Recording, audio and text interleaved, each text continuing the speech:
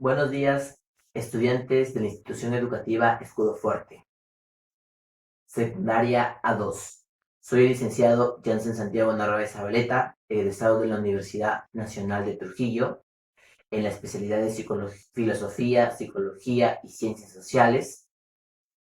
Y tengo la oportunidad de compartir este año académico con ustedes, pero vamos a iniciar las clases de forma virtual.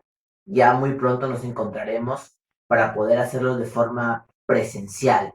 El día de hoy vamos a desarrollar el tema de los derechos humanos. Sobre todo nos estamos haciendo preguntas como, por ejemplo, ¿por qué no puedo transitar libremente en estos días? ¿Por qué se ha aplicado el toque de queda desde las 4 de la tarde hasta las 5 de la mañana? ¿A qué se debe? ¿Se están vulnerando mis derechos? ¿Cuál es la importancia de los derechos? ¿De dónde vienen y cuál es su proceso histórico? A continuación, vamos a desarrollar y vamos a resolver todas sus dudas.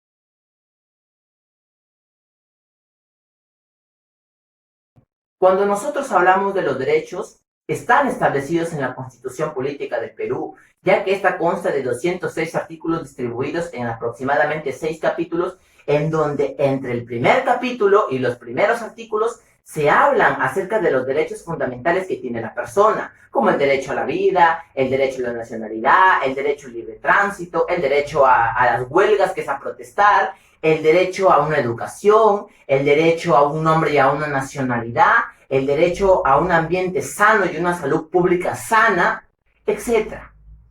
Esos son los derechos que abarcan dentro de la Constitución Política del Perú. Profesor, pero en esta situación que nos encontramos, ¿por qué nosotros no podemos transitar libremente alrededor de nuestros hogares, fuera, o trasladarnos de un lugar a otro? Por el simple hecho de que en la misma Constitución está establecido. Dice lo siguiente: cuando el país se encuentra en una situación de riesgo, puede ser guerra o epidemia, se pierden absolutamente todos los derechos y el gobierno se encarga de tomar decisiones frente a la situación que estamos pasando o atravesando. Por ello, ¿qué es lo que ha sucedido? Se ha sacado un decreto de urgencia destinado, determinado por la emergencia sanitaria que nos encontramos. Entonces, ¿qué es lo que sucede? No podemos transitar libremente. Tenemos que estar dentro de nuestros hogares y cumplir el toque de queda, que es actualmente en La Libertad desde las 4 de la tarde hasta las 5 de la mañana.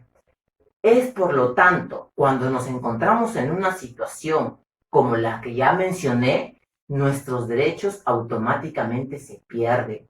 Y si salimos a transitar sin tener ningún tipo de justificación, llámese a ir a una farmacia, a un centro comercial, a un mercado para comprar productos de primera necesidad, la Policía Nacional y las Fuerzas Armadas tienen toda la potestad y autoridad de poder capturarnos y llevarnos a la comisaría más cercana de nuestro distrito, porque estamos incumpliendo normas, porque nuestros derechos se han perdido en ese momento por la situación en la que nos encontramos y tenemos que someternos a la situación actual que el gobierno determine.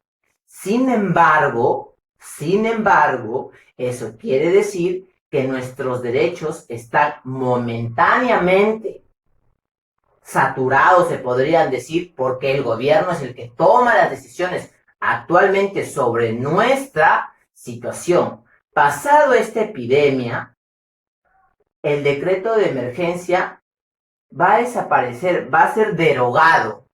Cuando sea derogado, vamos a poder transitar libre. Continuando, ahora sí vamos a definir 3 términos importantes. Vamos a definir lo que son derechos, los que son deberes y lo que son derechos humanos.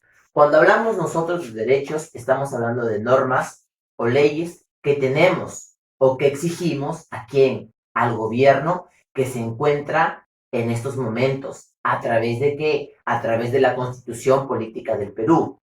Mientras tanto, un deber está desarrollado o se desenvuelve en el ámbito de la obligatoriedad. ¿Por qué? Porque nosotros como ciudadanos tenemos el deber, los deberes y la responsabilidad de cumplir el mandato de nuestra Constitución. Por ejemplo, a los 18 años adquirimos nuestro documento de identidad de color azul, como todos conocemos, y a partir de ello ya podemos elegir una autoridad, un presidente, un alcalde o un funcionario público. A través de ello ya tenemos una representatividad. Ahora, vamos a ver cómo se han desarrollado, por ejemplo, a lo largo de las culturas, el proceso del desarrollo de los derechos. Tenemos, por ejemplo, primero la cultura mesopotamia. Por ejemplo, ¿qué es lo que pasaba en la cultura mesopotamia? Ahí, esa cultura creía en una libertad de tránsito, en una libertad de acción. ¿Qué quiere decir? Poder transitar libremente y expresar las ideas que ellos tenían en ese momento. Luego tenemos la cultura hindú.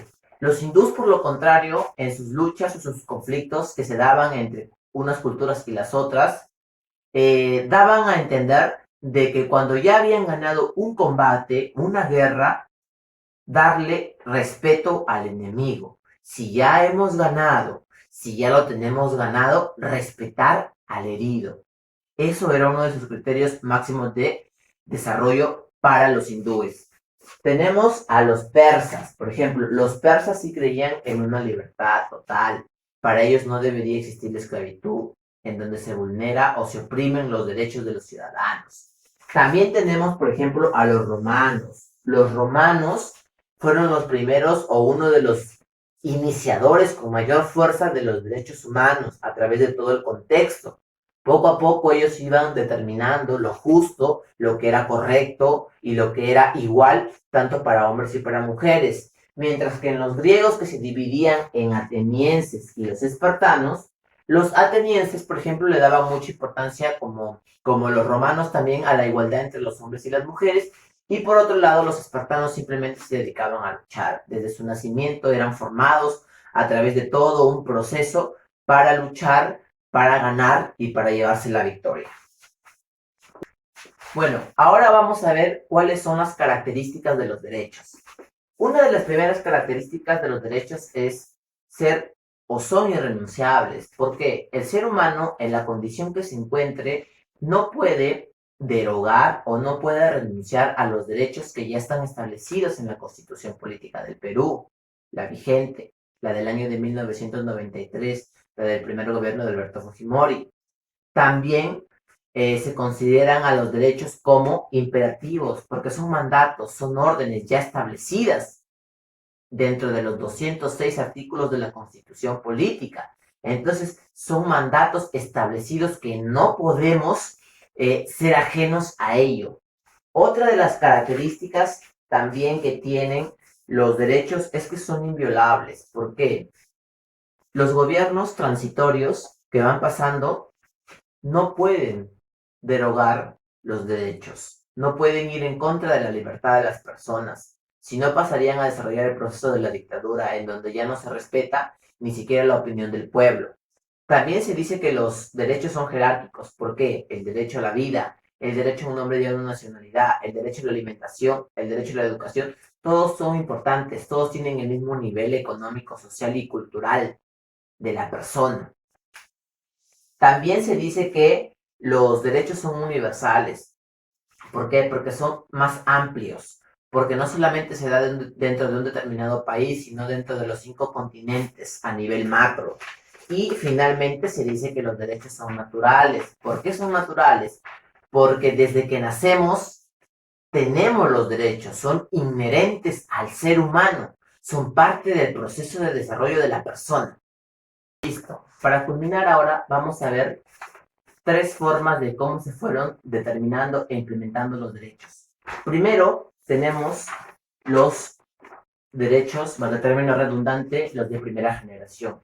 Los derechos de primera generación son conocidos también como derechos civiles o políticos, porque van directamente a la persona. surgen aproximadamente durante la Revolución Francesa, cuando la clase obrera o el proletariado comenzó a sublevarse contra la clase burgués, contra la clase del poder, exigiendo ¿qué cosa? Que tengan un lugar de residencia, un lugar donde vivir. Exigían también oportunidades de trabajo y una igualdad entre los hombres y las mujeres. Luego tenemos los derechos de segunda generación, que son conocidos como derechos eh, económicos, sociales y culturales. Estos derechos surgen aproximadamente durante la Revolución Rusa y la Revolución Alemana. Entre ellos, las exigencias eran vivir en un ambiente sano, tener derecho a la educación, gozar de muchas oportunidades laborales, y se dieron incluso el inicio a las primeras protestas o huelgas como lo conocemos nosotros. Y finalmente tenemos los derechos de tercera generación, que son conocidos como derechos de solidaridad o derechos de la paz. Ahí prácticamente se dieron paralelamente ya con el desarrollo de los derechos. Una de sus finalidades era, por ejemplo, promover la igualdad y promover la paz a nivel de todo el mundo, de una forma más amplia, de una forma más general. Esas son las tres formas que básicamente se dieron. Ahora, en el